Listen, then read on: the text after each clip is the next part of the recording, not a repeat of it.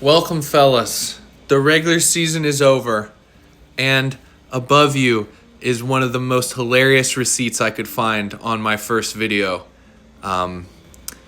Brett commented, "That team with Caleb Johnson probably gonna get another Venmo." Spoiler alert, that team with Caleb Johnson is this year's loser. Yeah!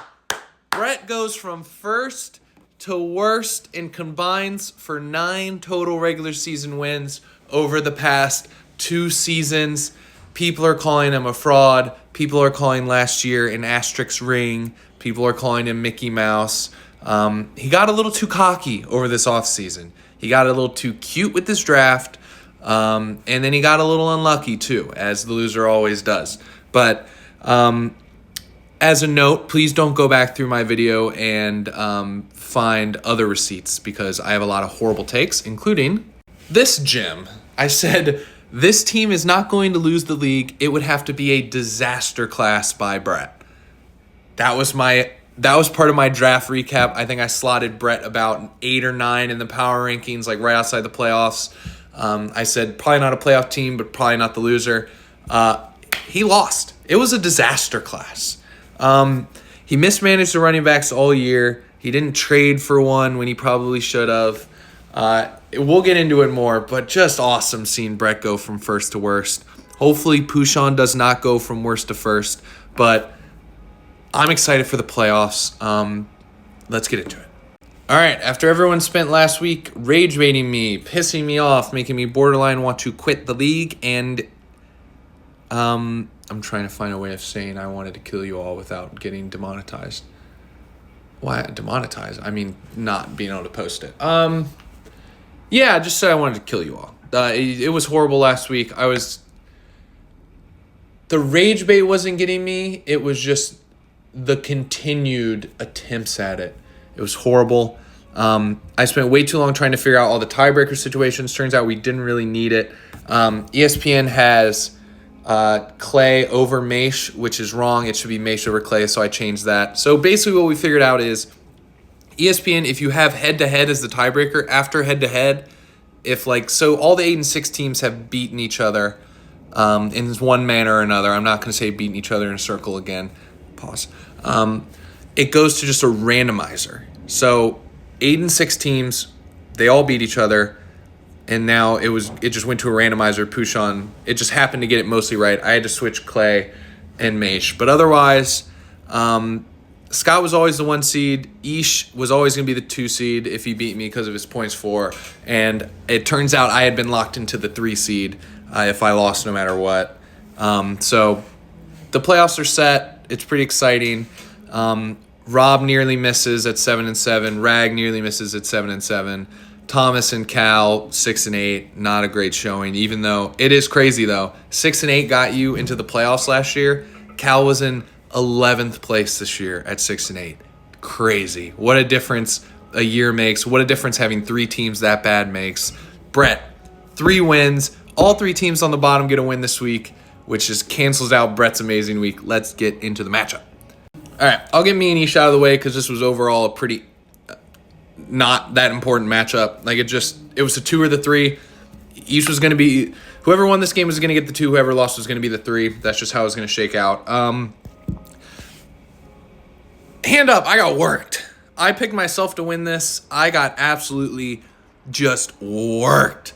I think 174 is close to the highest anyone's ever scored this season. And Ish's worst player was Parkinson and Sutton at 12.2. Oh, Swift has 11.2. Excuse me. They all scored double digits. It was an insane week. I knew I was fucked on Thursday night when I saw Gibbs absolutely destroy the Cowboys.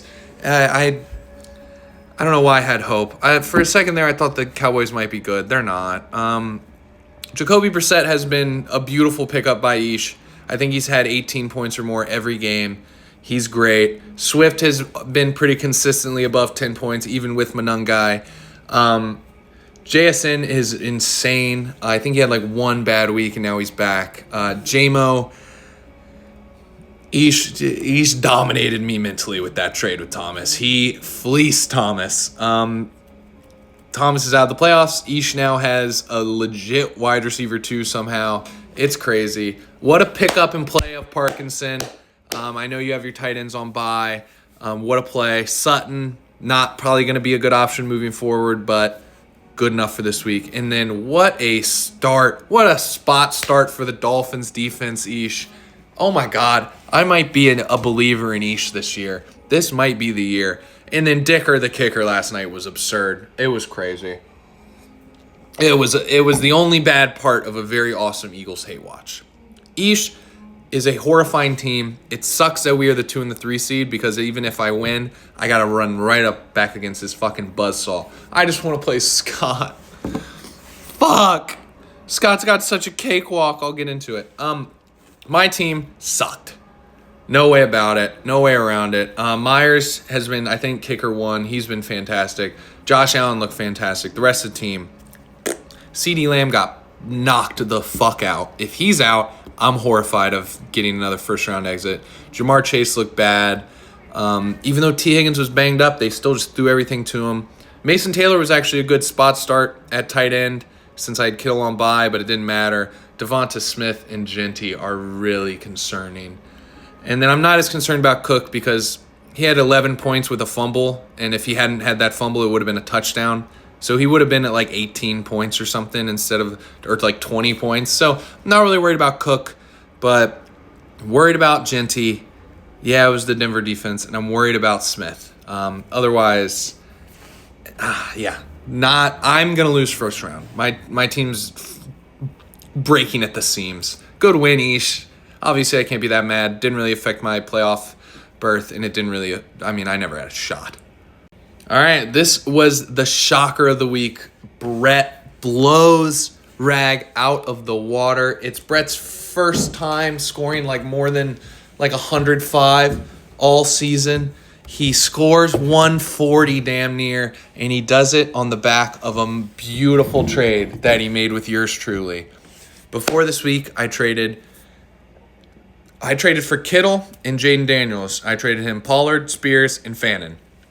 That is a hell of a deal for Brett. He goes from 2 guys who weren't playing for him this week to getting, like, what is that? 60 fantasy points? Like, that's a pretty good trade-off.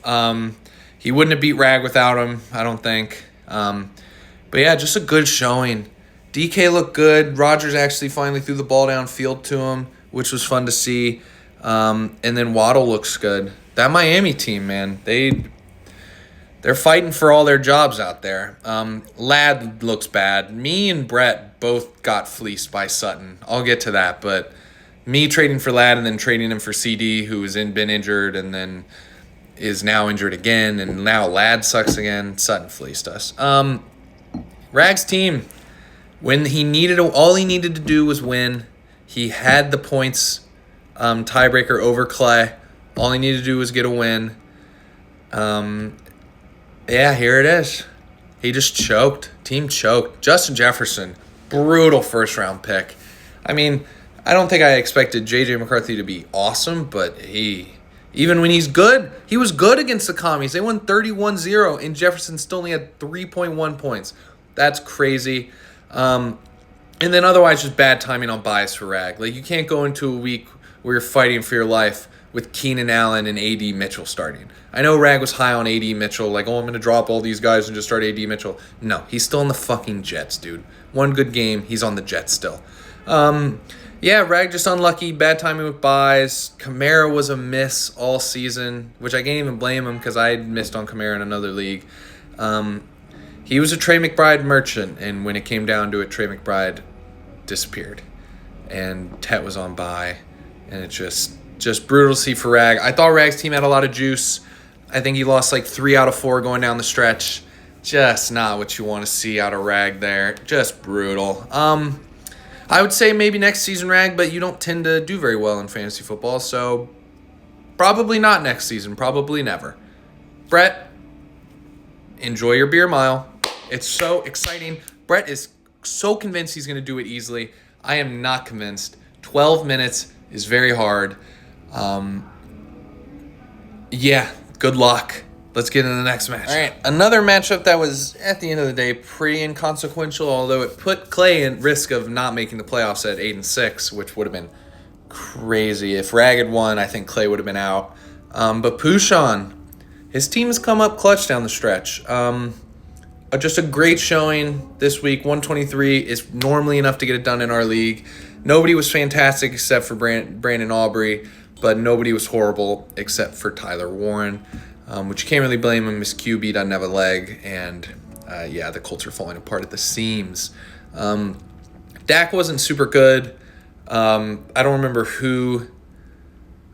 I think it was Cal said on Thursday night, like, oh, Dak's having such a good game. And that's just how you knew he was not watching the game, because Dak did not have a good game. But he had a decent fantasy night.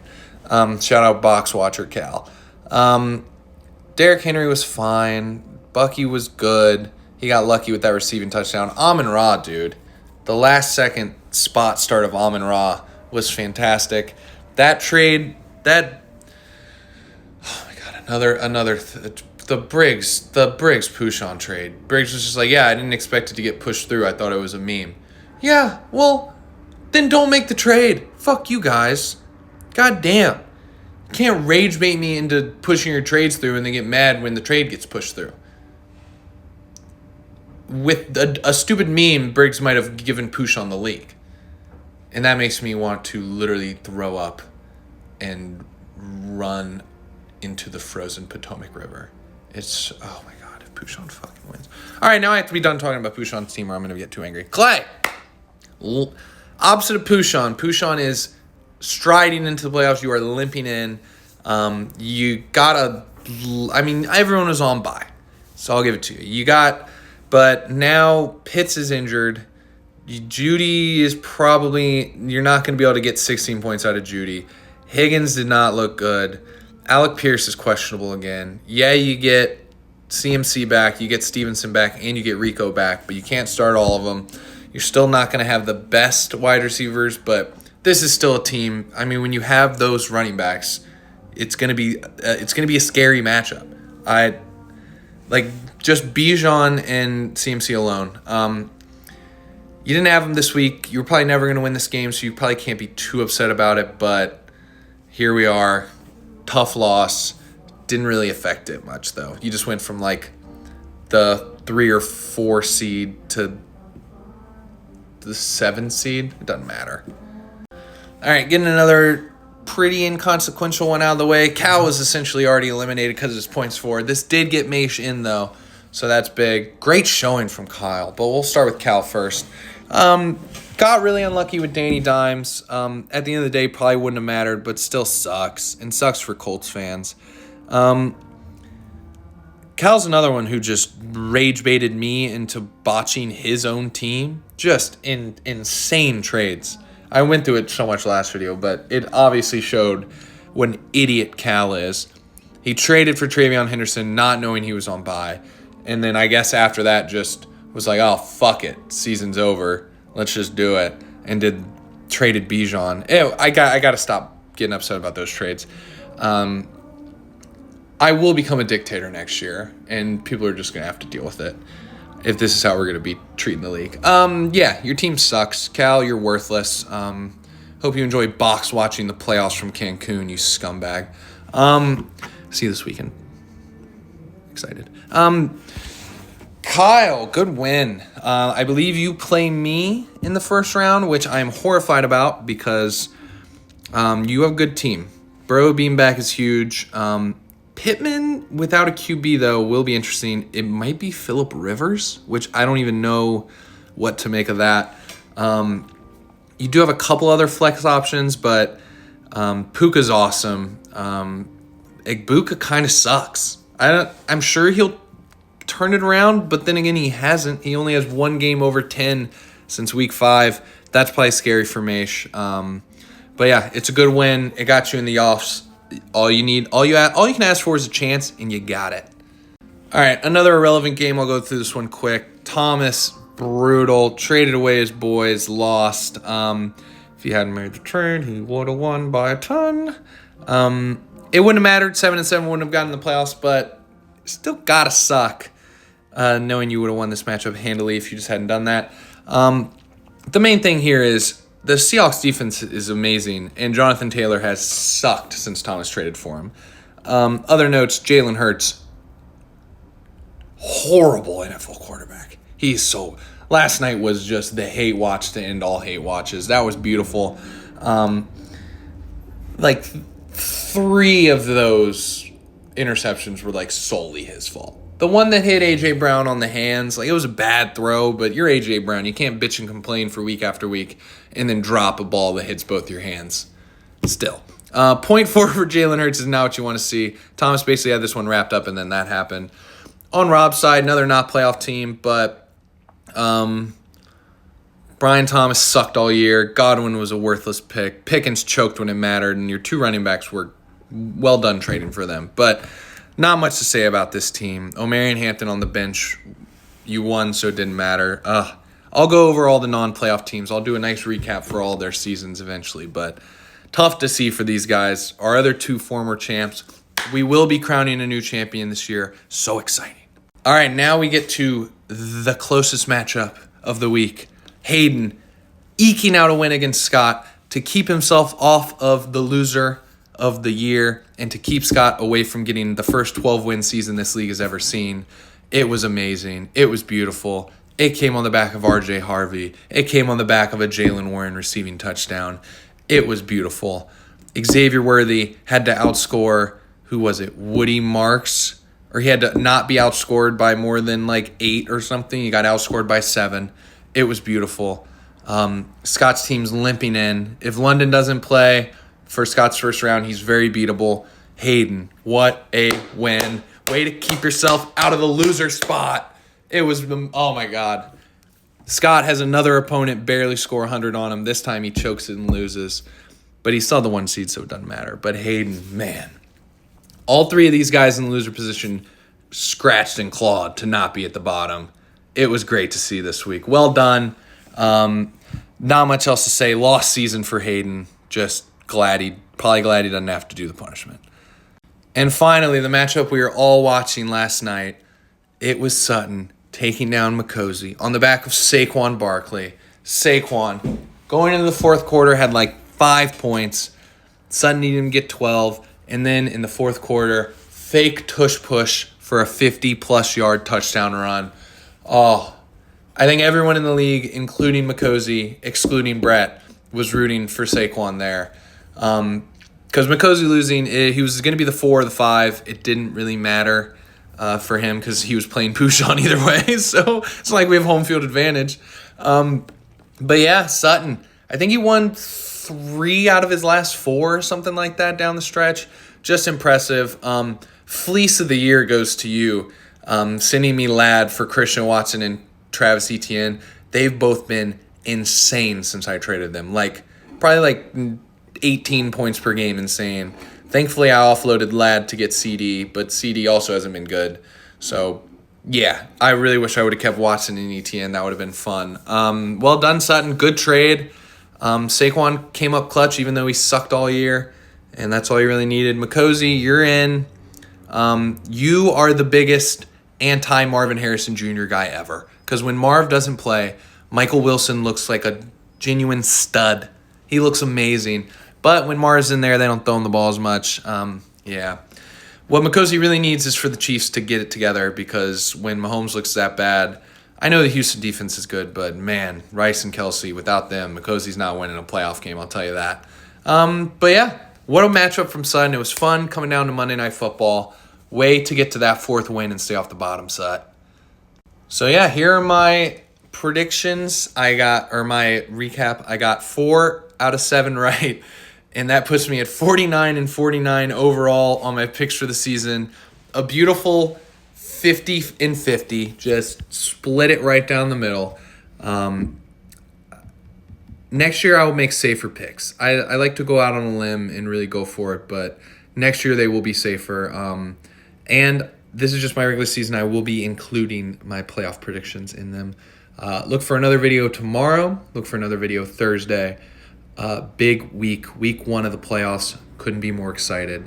See you guys then.